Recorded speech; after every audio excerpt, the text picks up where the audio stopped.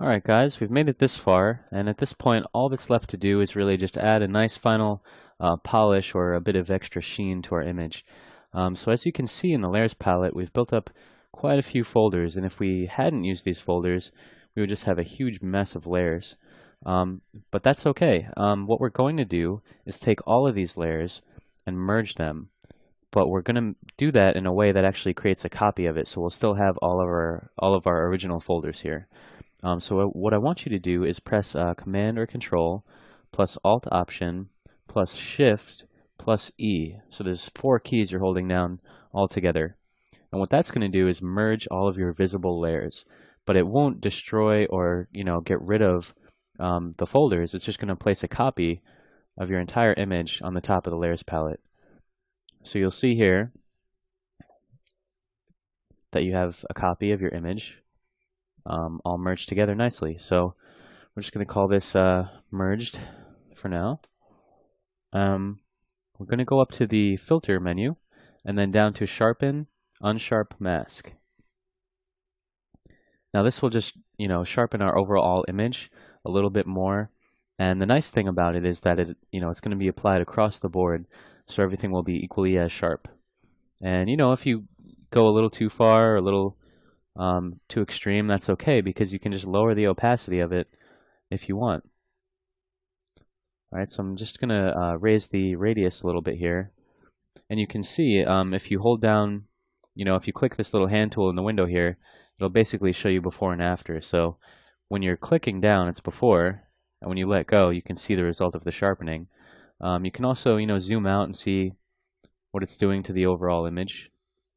But you'll notice, especially where it says Samsung right here, you can definitely notice the difference that, and it does sharpen up the edges pretty nicely.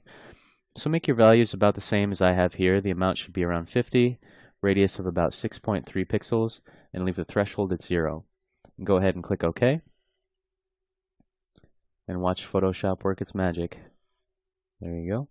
So now if you toggle this layer on and off, you can kind of see the result, and I don't know if you guys can really tell or not in the video, but it does bring out a little bit more detail, which is nice. So from here, what else? Another thing that you could do is hold down the Alt Option key and click on your new layer icon at the bottom of the palette. And what we're going to do is add a dodge and burn layer. Okay, so what you want to do here is select gray, and for the mode, set it to overlay. Now when you do that, you will have the ability to check off this option, which says fill with overlay neutral color 50% gray. We want to check that off and then hit OK. So now if you look at this layer that was just added, it essentially just looks like a gray layer set to overlay, and that's all it really is.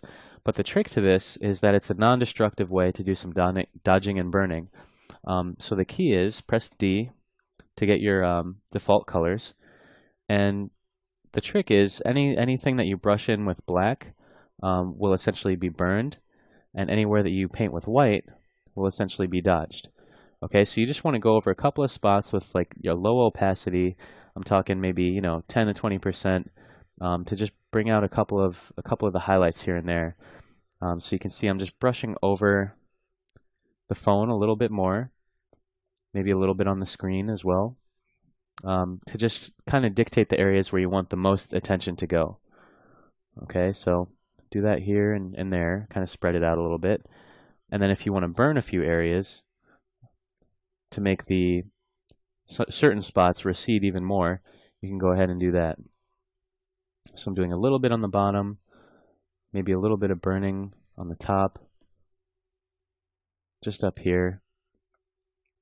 And it's subtle, and the nice thing about doing it this way is that it's not actually on your image, it's on a layer of its own. So I like to do this technique a lot with my images when I'm just kind of finishing them off and getting that last extra bit of detail to make it all come together and look good. Alright, so this is this works equally as well for portraits or landscapes, and just remember you want to pull out the areas or dodge in the areas where you want the viewer's attention to go, and you want to burn or push back the areas that you want to look like they're further away. Alright, so after doing a little bit of that, it doesn't really take too much. you'll be able to see the difference when you toggle this layer on and off.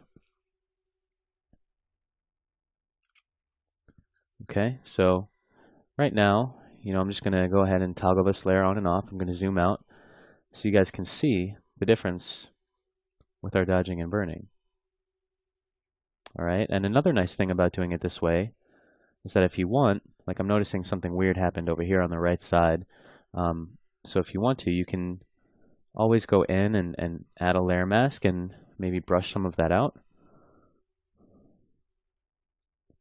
Or you can simply go back and undo. So either or works just fine. But you'll see that helps push it just a little bit further. So between the sharpening and the dodging and burning, you can really add that nice little bit of polish to the image here. So I'm going to grab both of these layers, put them in a group folder, and call it Final Adjustments. And then go ahead and save your work. And that's about it, guys. So I hope that you've enjoyed this tutorial, and hopefully you've learned some useful things along the way. And I've enjoyed sharing these techniques with you, certainly, and I hope that you'll be able to use some of these on your other personal projects and client work as well. So thank you for watching, and we'll see you next time.